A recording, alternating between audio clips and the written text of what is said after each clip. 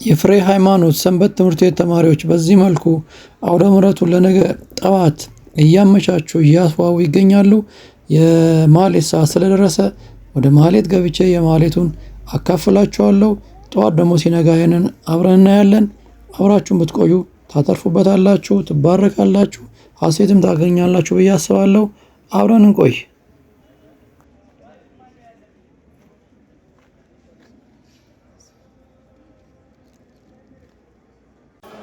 ውድ የቆሮንቶስ ሚዲያ ተከታዮች እንደምን አላችሁ? በያላችሁበት ሰላም፣ ፍቅር፣ አንድነት ከእናንተ ጋር ጸንቶ ይኑር፣ አሜን። የኦርቶዶክስ ተዋሕዶ ቤተክርስቲያን እምነት ተከታዮች በሙሉ እንኳን አደረሳችሁ፣ እንኳን አደረሰን። ዛሬ ደግሞ የቤተክርስቲያናችን ፈርጥ የሆኑ ታላላቅ ሁለት አባቶችን አስተዋውቃችኋለሁ። አብረን እንቆይ። ብርሃናተ ዓለም የተሰኙ እግዚአብሔር ያከበራቸውና ጸጋውን ያበዛላቸው ሁለት ታላላቅ አባቶች ዛሬ ሐምሌ 5 ዓመታዊ የሰማዕትነት መታሰቢያ በዓል ነው። በሌላ መልኩ እኛ ኦርቶዶክሳውያን ክርስቲያኖች ሐዋርያት በሰሩልን ሥርዓት ቀደምት አበው ጠብቀው ባቆዩልን መሰረት ስንጾምና በሱባኤ ሆነን እግዚአብሔርን እንደመሻታችን በጠየቅነው መሰረት ተደርጎልን ጊዜው ተጠናቆ የጾሙ ፋሲካ ዕለትን በመሆኑ ወቅቱን ታላቅ ያደርገዋል። አዲስ አበባ ዊንጌት አካባቢ የሚገኘው ጴጥሮስ ወጳውሎስ ቤተክርስቲያን ሌሊቱን በሊቃውንት ዝማሬ ለክብራቸው በሚሆን ቀለም ያሬዳዊ ዜማ ወረብ ሲያመሰግኑ አድረው ሲነጋ ከቅዳሴ በኋላ ታቦታቱ ከመንበረ ክብራቸው ተነስተው ወደ አውደ ምሕረት በመውጣት ሕዝቡን ሲባርኩ የሰንበት ትምህርት ቤት ደቀ መዛሙርትና ዘማሪያን በዝማሬ ሲያጅቡ ከተለያየ ቦታ የመጣው ኦርቶዶክሳዊ ክርስቲያን ምዕመን በዚህ መልኩ ተገኝቶ በድምቀት ማክበር ተችሏል። ጌታችን መድኃኒታችን ኢየሱስ ክርስቶስ ከእመቤታችን ቅድስት ድንግል ማርያም ከመወለዱ በፊት ወደዚች ምድር መጥተው በተለያየ የዓለም ሕይወት ውስጥ የነበሩ የተለያዩ ስብዕና የነበራቸው አባቶች ናቸው። ለግንዛቤ ይረዳን ዘንድ እንደ ውቅያኖስ ከሚሰፋ ሕይወታቸውና አኗኗራቸው በማንኪያ ጥቂቱን እንናገራለን። ቅዱስ ጴጥሮስ የተወለደበት ትክክለኛ ዓመት መጽሐፍ ቅዱስ አልተጠቀሰም። ነገር ግን በአንደኛው መቶ ክፍለ ዘመን ከክርስቶስ ልደት በፊት ጥቂት ዓመታት እንደተወለደ ይታመናል። የተወለደውም በቤተ ሳይዳ እንደሆነ መጽሐፍ ቅዱስ ይነግረናል። ለአገልግሎት የተጠራውም መጀመሪያ ስሙ ስምዖን ነበረ። ወንድሙ ቅዱስ እንድርያስ ወደ ኢየሱስ አመጣው። ኢየሱስም ኬፋ ወይም ጴጥሮስ አለት ብሎ ጠራው። ከዚያም የገሊላ ባህር ዓሣ ሲያጠምድ ጌታችን አግኝቶት እንዲህ ሲል ጠራው፣ ተከተለኝ ሰውን ማጥማጅ አደርግሃለሁ ብሎ ጠራው። ማቴዎስ 4 ከ18 እስከ 20 መመልከት ይቻላል። በጌታችን መድኃኒታችን ኢየሱስ ክርስቶስ ጥሪ መሰረት ከዋለበት እየዋለ ካደረበት እያደረ መጻሕፍትን መማር የቻለ ለጌታ ፍጹም የሚባል ፍቅር የነበረው እና እስከ መስቀል ድረስ ያለውን መከራ ሁሉ በዓይኑ የተመለከተ በመሆኑ ያለ ፍርሃት በማገልገል ሰማዕትነትን በሮም በንጉሥ ኔሮ ዘመን እንዲሰቀል ሲወሰድ ወታደሮቹን እንደ ጌታዬ ሳይሆን ዘቅዝቃችሁ ስቀሉኝ በማለት ምክንያት ተዘቅዝቆ በመስቀል ተሰቅሎ ሰማዕትነትን ተቀብሏል። በጌታችን በኢየሱስ ክርስቶስ እንዲህ የተመሰከረለት በዓለም ሁሉ ጳጳስ ተደርጎ የተሾመ ታላቅ አባታችን ነው።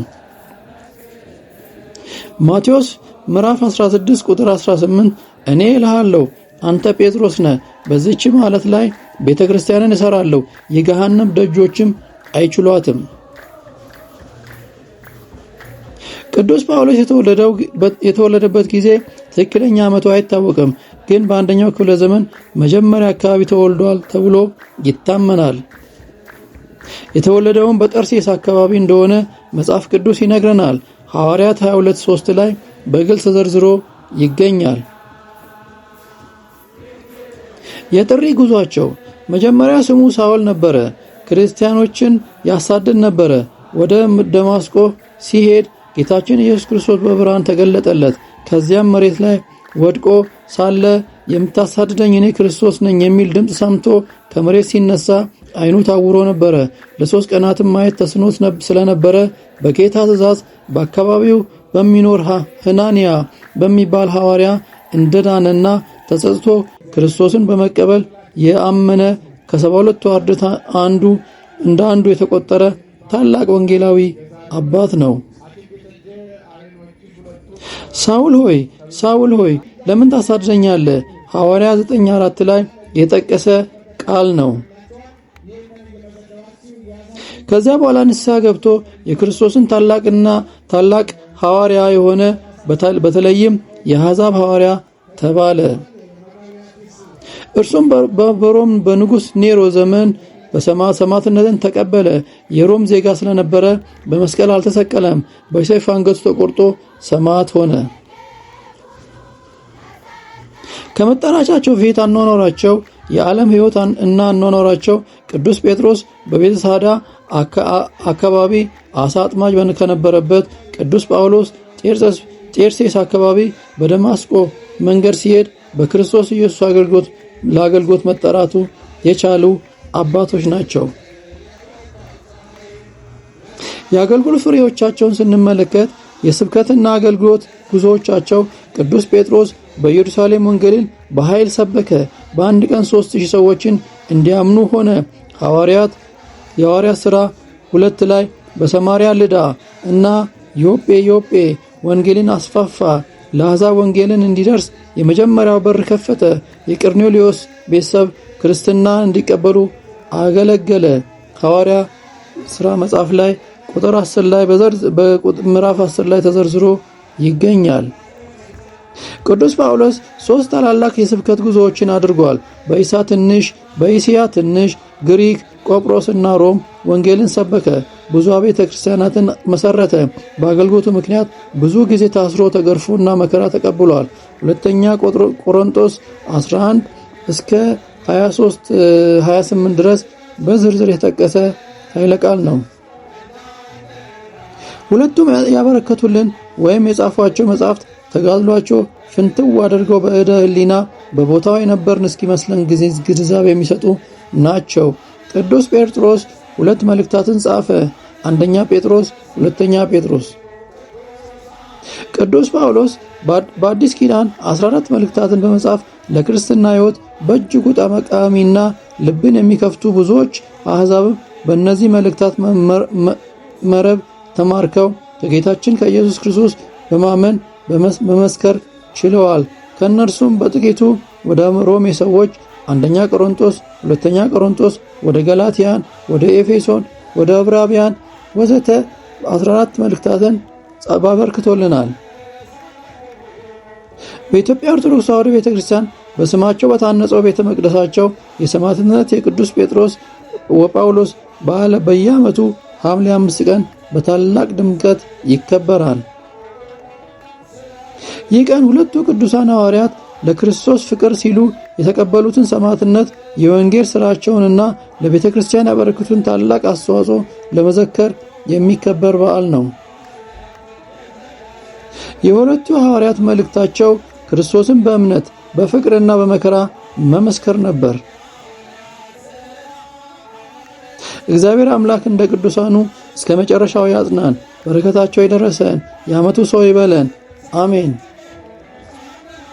ውድ የቆሮንቶስ ሚዲያ ተከታታዮች በያላችሁበት ቦታ ሰላም፣ ፍቅር ከእናንተ ጋር ይሁን። የቅዱሳኑ በረከት ረድኤት አይለየን።